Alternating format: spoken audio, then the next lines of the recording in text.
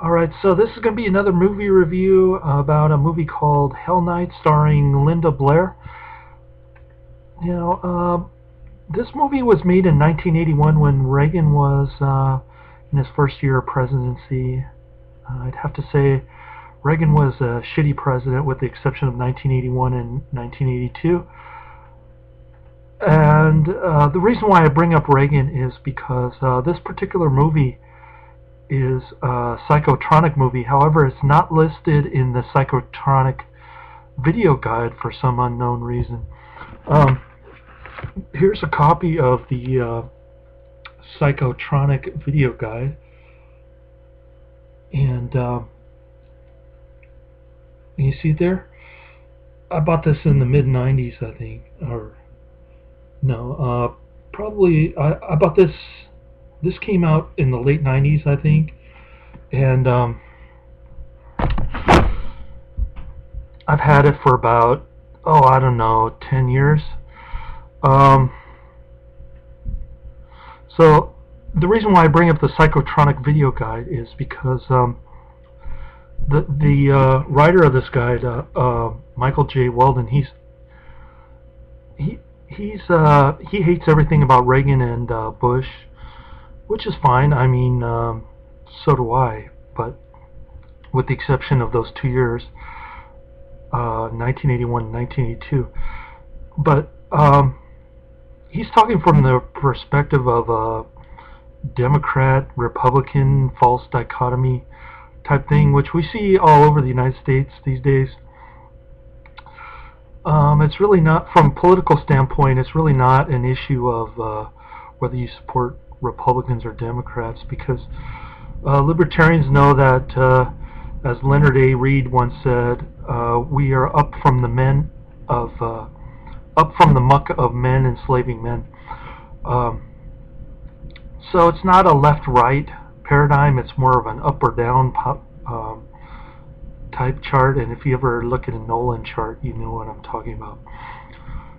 But let's not get sidetracked. Getting back to the movie Hell Night, by this time, right around this time, 1981, Linda Blair's movie acting career was a pile of shit. Basically, she was getting chubby, eating too much Burger King, I guess, and her movies weren't that good. But actually, this movie was somewhat of a hit, and it helped revive her career somewhat. So that's kind of cool. I like Linda Blair in this one. She doesn't take off any clothes, but she does show quite a bit of cleavage, which is cool. Actually, nobody takes off clothes in this one. They're mostly dry humping in underwear. And the first 30 minutes is boring as hell. I mean, it's just a bunch of college kids talking nonsense. For instance, at one point, Linda Blair says something like, "Oh, all capitalists are treating the poor really bad," or something like that. I don't remember the exact words she said, but it was really bad. And Linda Blair's a good actress, but the other actors are quite bad, and it sort of adds to the charm to this flick. I have to say, during The Exorcist, I jumped when the phone rang. I don't know if you remember that scene, but you expect something bad to happen, and all of a sudden that phone is really loud. I remember watching The Exorcist in the theater and jumping when the phone rang. And they use similar technique in this movie. There are quite a few scenes where it's dead quiet, and all of a sudden you hear this loud noise and you jump, and which is cool. I did that about 4 times in this movie, and it's sort of a mix between Castle Freak, Texas Chainsaw Massacre, and Friday the 13th. The college kids are so dumb you don't really care what happens to them. The Castle Freak looks cool. Makes me wonder where they got the inspiration for Castle Freak. And then there's a cool dungeon slash tunnel area underneath the house. which you don't even know about until the very end. So I won't spoil it for you, but I just want to mention the things that I liked about this flick. And it's quite long. I think it's an hour and 40 minutes, an hour and 50 minutes. But if you skip over the first 30 minutes, I think you'll be quite happy if you're a horror film fan. And by the way, since this is my second movie review on YouTube, I wanted to mention that I used to do movie reviews on Yahoo until they sort of scrapped that whole thing, and I was pissed too when Yahoo got rid of that, because